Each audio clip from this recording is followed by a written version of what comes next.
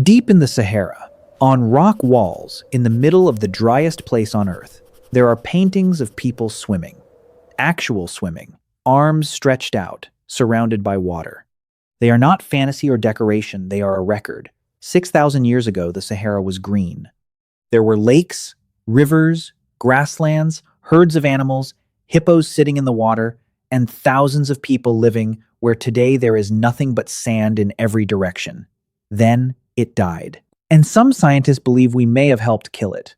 This is one of the strangest ideas in all of climate science, and it is worth saying clearly up front. Nobody can prove humans caused the Sahara to dry out. It is a theory, not a settled fact.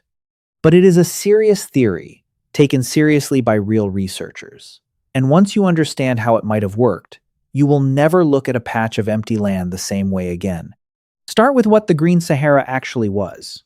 Around 11,000 years ago, the Earth's orbit was tilted slightly differently than it is now. That small change pulled the seasonal rains much farther north than they reach today, and the entire region that is now desert turned wet. Scientists call this the African humid period. We are not talking about a few scattered oases. We are talking about an area larger than the United States covered in lakes, rivers, and grassland. One ancient lake in what is now Chad, called Lake Megachad, was at times larger than all of the modern Great Lakes combined. Fish swam through water that now sits under hundreds of feet of sand. The people who lived there left more than paintings. Archaeologists have found fish hooks, harpoons, the bones of crocodiles and hippos, and entire graveyards in places where no human could survive a single day now. One site in Niger, called Gobero, held the remains of people who lived beside a lake for thousands of years, buried with care, surrounded by the tools of a life built entirely around water. The most famous of these paintings sit in a place now called the Cave of Swimmers, discovered in the 1930s on the border of modern Egypt and Libya in terrain so dry and dead that the explorers who first saw the art could barely believe what they were looking at. Tiny human figures float across the rock in swimming poses, painted by people who clearly knew water intimately. The nearest real water today is hundreds of miles away. Those painters were not imagining anything. They were drawing their normal life. That is the world that vanished. The question is why? The simple answer is the orbit. As the Earth's tilt slowly shifted back over thousands of years, the rains began retreating south again, and the Sahara should have dried out naturally, regardless of anything humans did. That part is not in dispute, but here is where it gets strange. When scientists model that slow orbital change on its own, it does not fully match what actually happened. The real Sahara did not dry out smoothly and gradually the way the orbit alone would predict. In many areas, it seems to have flipped from green to desert surprisingly fast, in some places within just a few centuries. Something appears to have pushed it over the edge faster and harder than the slow change in sunlight can explain on its own. That gap between what the orbit predicts and what actually happened is the entire mystery. And one proposed answer to it is us. Here is the theory. Around 8,000 years ago, the people living across the Green Sahara began doing something new. They started herding animals, goats, sheep, and cattle, instead of only hunting and fishing. Herd animals eat grass. They eat a lot of it, and they eat it down to the root, and they trample the ground around water sources into bare dirt. In a stable, wet environment, the grass grows back. But the Sahara was not stable. It was already sitting on a knife's edge as the rains slowly weakened, and grassland in that region does something critical that most people never think about. It helps make its own rain. This is the part that makes the whole theory work. Plants are not just passive things that need water. They actively put water back into the air. Grass and vegetation release moisture from their leaves, and that moisture rises and helps form clouds, and those clouds bring rain that feeds more plants. Green land is also darker than bare sand, so it absorbs more heat, and that rising warm air helps pull in moist air from elsewhere. It is a loop. Plants bring rain, rain brings plants. Scientists call this a feedback system, and the Green Sahara was running on it.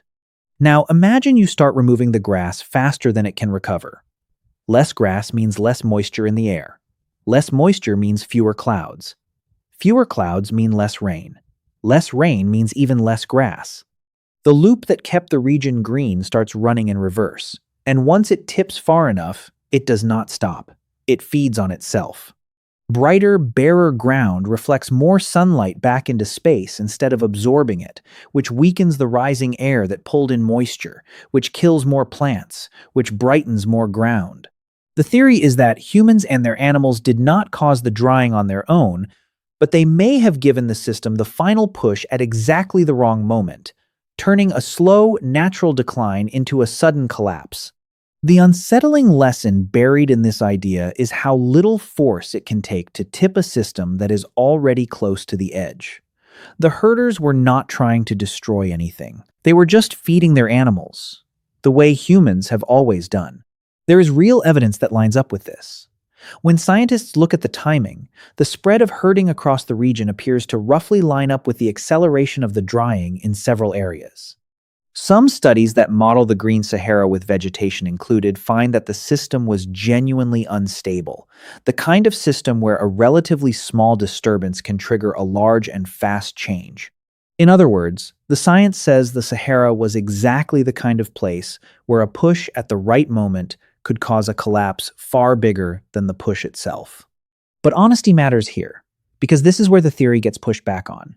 Other scientists argue the herders were a response to the drying, not a cause of it. As the land got drier, hunting and fishing became harder, so people turned to herding animals because it was the only way left to survive. In that version, humans were victims adapting to a dying landscape, not the ones who killed it. Some researchers also point out that herding may have actually slowed the drying in certain places, because managed grazing in small amounts can sometimes help grassland rather than destroy it. The truth is that the evidence is genuinely mixed, and serious people disagree about it. What almost everyone does agree on is the bigger and stranger point. The Sahara did not die from the slow orbit change alone. Some kind of feedback loop, some self-reinforcing collapse, amplified a gentle, natural shift into one of the most dramatic environmental transformations in human history. Whether humans lit the match or not, the land itself was capable of turning on a system that had kept it alive for thousands of years and running that same system in reverse until everything was gone. And the people did not all simply die. Many of them moved. As the Green Sahara collapsed, populations were pushed toward the one reliable source of water left in the region, a river that still flowed through the drying land. That river was the Nile. Some researchers believe the slow death of the Green Sahara funneled scattered groups of people into the Nile Valley, concentrating them in one narrow strip of survivable land. And it was along that exact strip, a few thousand years later, that one of the most famous civilizations in human history would rise. If that connection holds, then the desert that looks like the ultimate symbol of emptiness may have indirectly created ancient Egypt by destroying everything around it. That is the part that stays with you. A green and living world, full of lakes and people and animals, slowly turned to sand, possibly with a push from the very people who depended on it. And out of that loss, pressed against the last river standing, something new was born. The Sahara is not just a dead place.